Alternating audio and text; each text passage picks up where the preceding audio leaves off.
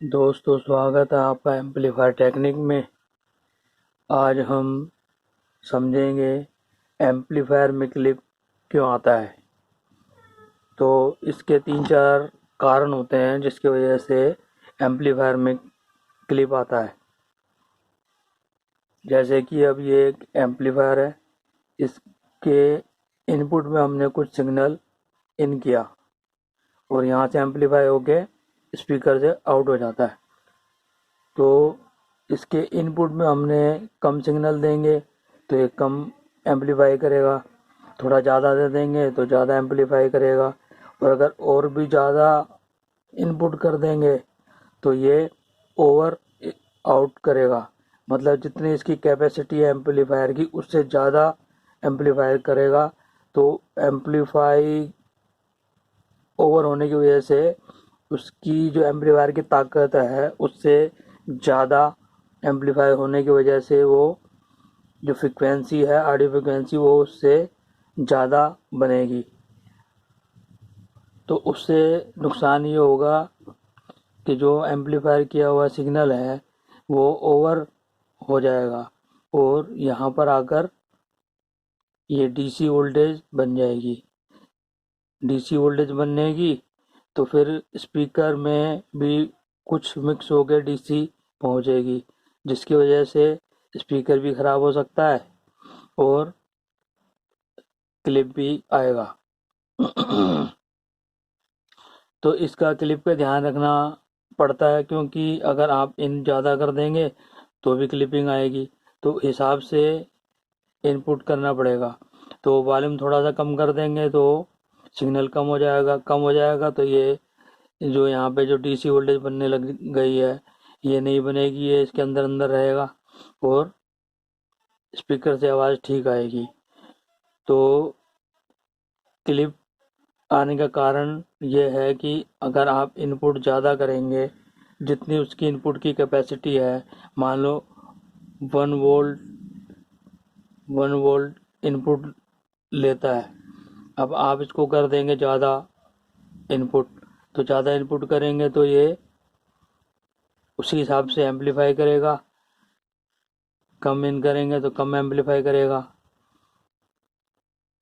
ज़्यादा इन करेंगे तो ज़्यादा आउट करेगा। तो ज़्यादा आउट करेगा तो ये सिग्नल इसके बाहर चला जाएगा और डीसी वोल्टेज स्पीकर में पहुंचेगी, जिससे स्पीकर भी ख़राब हो सकता है और आपका एम्पलीफायर भी ख़राब हो सकता है।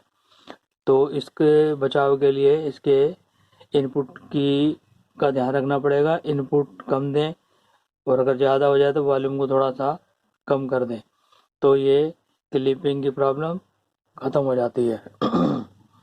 दूसरी क्लिपिंग की प्रॉब्लम इस वजह से आती है, जैसे हमने 220 घरों में 220 वोल्ट आती है, 220 वोल्ट से कम आ रही होगी, मान लो 150 वोल्ट आ रही है, 170 वोल्ट आ रही है, हम वॉल्यूम खोलते हैं तो वो एम्पलीफायर ठीक से कर नहीं पाता, उसकी वजह से क्लिपिंग आ जाती है।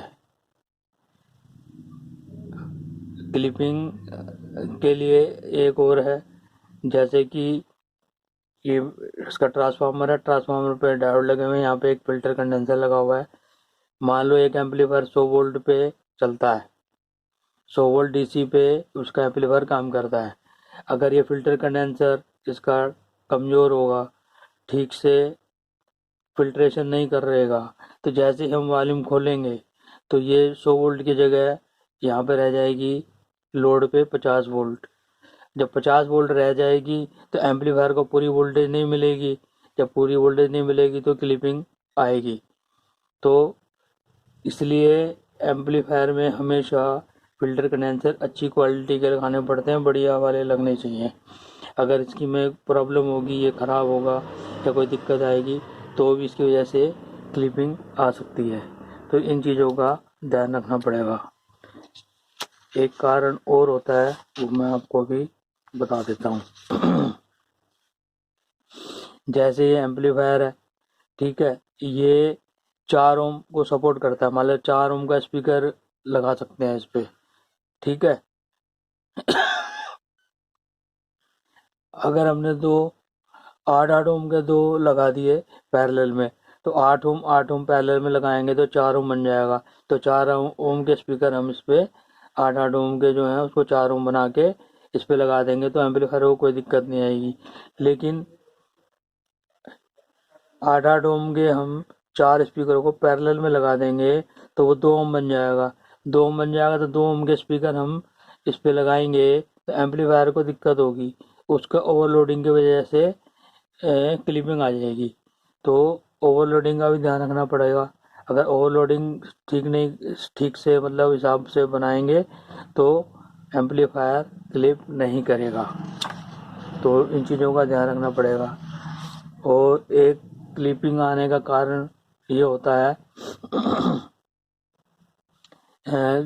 जो भी कोई एम्पलीफायर जो होता है लो रेल और हाई रेल होती है, उसके अंदर लो वोल्टेज और हाई वोल्टेज। ठीक है, 2 सप्लाई होती है, किसी में 3 सप्लाई होती हैं। ठीक है, अगर इस एम्पलीफायर का मान लो ये मोसफेट खराब हो जाता है, इधर का भी खराब हो गया, तो इससे क्या नुकसान होगा कि जो 120 वोल्ट है वो सीधी इसके कलेक्टर पे आ जाएगी और इधर से इसके कलेक्टर पे आ जाएगी। तो जब ये सीधी वोल्टेज इसके ऊपर आती रहेगी, जैसे हम एम्पलीफायर ऑन करेंगे ये मॉसफेट शॉर्ट है, ये भी शॉर्ट है, तो सीधी सप्लाई इसके ऊपर आ जाएगी। तो एम्पलीफायर तो काम करेगा, लेकिन ये जो ट्रांजिस्टर हैं, ये दोनों ट्रांजिस्टर ये भी और ये भी, ये सारे हीट होने शुरू हो जाएंगे और क्लिपिंग भी आएगी। तो जब ये भी हीट होंगे और क्लिपिंग भी आएगी तो आपको पता लग जाना चाहिए कि ये इसके सप्लाई की प्रॉब्लम है, सप्लाई इसको ठीक से नहीं मिल रही। तो इन सब चीज़ों का ध्यान रखेंगे तो पता लग जाएगा आपको कि क्लिपिंग है। मान लो ये 4 ट्रांजिस्टर हीट हो रहे हैं, क्लिपिंग आ रही है, तो आपको समझ जाना चाहिए, इसके वोल्टेज चेक कर लें कलेक्टर की। अगर इस पे वोल्टेज लो आ नहीं रही, सीधी ही हाई आ रही है, तो इसका मतलब ये ट्रांजिस्टर पे ओवरलोडिंग हो रही है सप्लाई की, तो इसकी वजह से क्लिपिंग आ जाती है। तो आप इन चीज़ों को ध्यान रखें।